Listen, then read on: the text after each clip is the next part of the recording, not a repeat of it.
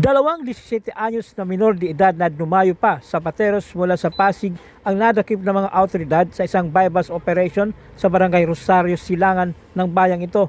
Kinilala ni Police Major Crisanto Aguilin, hepe ng Station Drug Enforcement Unit, ang mga suspek sa alias na MJJS at Jam, parehong mga residente sa Pasig at bagong street level individual sa listahan ng pulisya.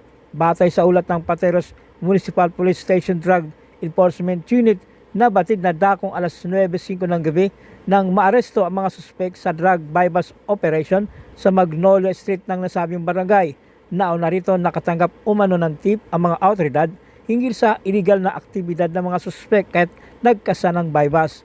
Kaagad namang inaresto ng mga tauhan ng SDU ang mga suspek matapos na benta ng illegal na droga ang isang pulis na nagsilbing pusher buyer sa operasyon. Nakumpiska mula sa mga suspek ang nasa 12 gramo ng hininalang pinatuyong daw ng marijuana na may estimated street value na 1,440 pesos, 5 gramo ng hininalang high grade na marijuana o kush na may estimated street value na 7,000 at 4 na vials ng pinaghihinalaang marijuana liquid vape na may estimated street value na 28,000 pesos at bypass money.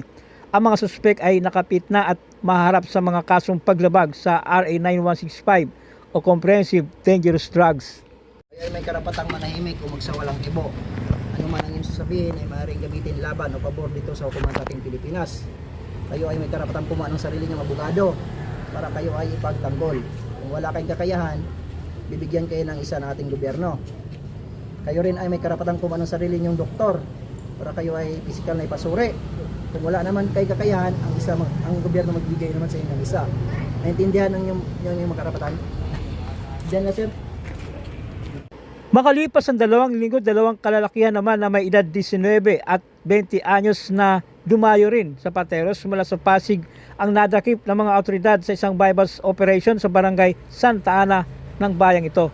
Kinilala ni Police Major Aguilin, hepe ng Station Drug Enforcement Unit, ang mga suspek sa mga alias na Johnson at Ransel, parehong bagong street level individual sa listahan ng pulisya. Batay sa ulat ng Pateros Municipal Police Station Drug Enforcement Unit, nabatid na dakong ala 1:30 na madaling araw nang maaresto ang mga suspek sa drug bypass operation sa kanto ng Alley 5 at Rosales Street ng nasabing barangay.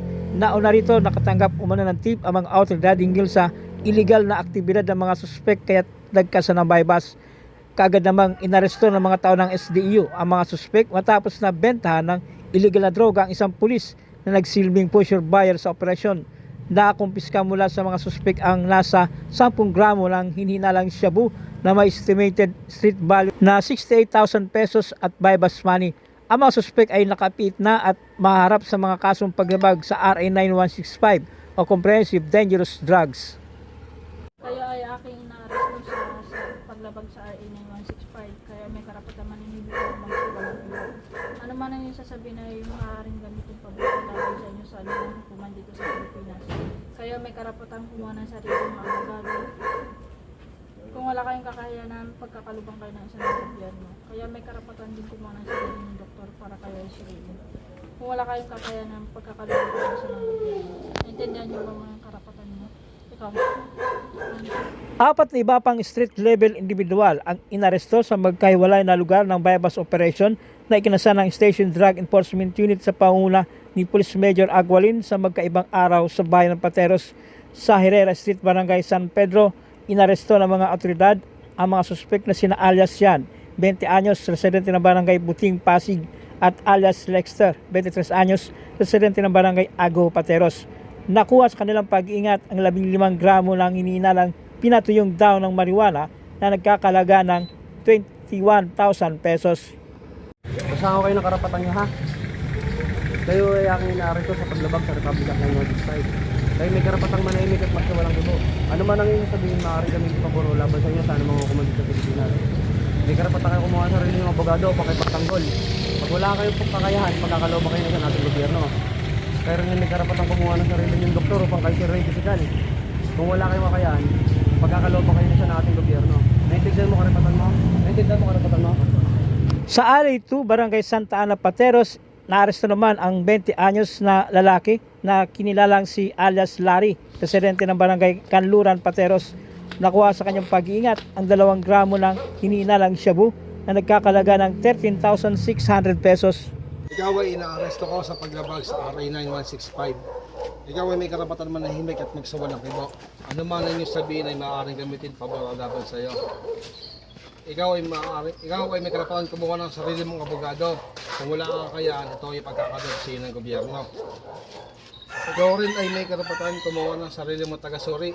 Kung wala kang kakayaan, ito ay pagkakadagsin ng gobyerno. Naiintindihan mo ba yung karapatan? Sa Gaupo Compound, Kiuge Street, Barangay Aguho, isang 36 anyos na lalaki ang dinakip na kinilalang si alias Riplo, residente ng Barangay Aguho.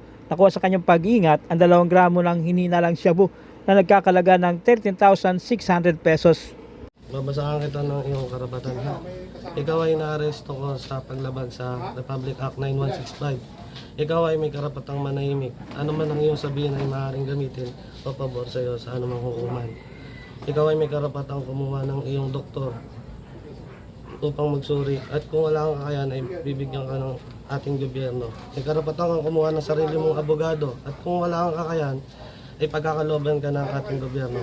Naiintindihan mo ba ang iyong karapatan? Sa kanto ng CM Borja at Rosales Street, Barangay Santa Ana, Pateros, dinakip ang isang 21 anyos na lalaki na kinilalang si alias John Lloyd at residente sa nasabing barangay. Nakuha sa kanyang pag-iingat ang 2 gramo ng hininalang shabu na nagkakalaga ng 13,600 pesos. Ikaw ay nakasya paglabag sa amin ng 165. Ikaw ay matama ng manahimik at magsawa ng kibo. Kung ano yung sabihin mo nito, pwede gamitin pagpakulang sa iyo sa ano. Ikaw din may kaagawang kumuha ng abogado at yung pinili. At kung wala kayong may kakalob sa iyo. Ikaw din may kaagawang kumuha ng doktor na magsuha sa physical. At kung wala kayong pagkakalob sa iyo, nanuhaan mo. Maharap ang mga nasabing suspek sa kasong paglabag sa RA 9165 o Comprehensive Dangerous Drugs.